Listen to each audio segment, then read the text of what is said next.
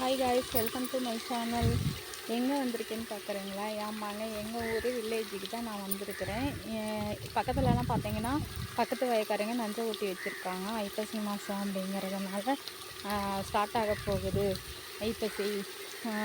இங்கெல்லாம் வந்து நடவு வந்து நெல் தான் நடுவாங்க. ரெண்டாவது பாருங்கள், மோட்டார் போடுறதுக்காக வந்தேன். வீட்டில் தொட்டியில் தண்ணி இல்லை அப்படிங்கிறதுக்காக.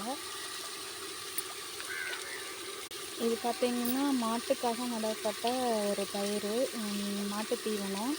அதுதான் அழகாக மோட்டாரில் தண்ணி அழகாக போயிட்டுருக்கு. எங்கள் வீட்டு தென்னை மரம்.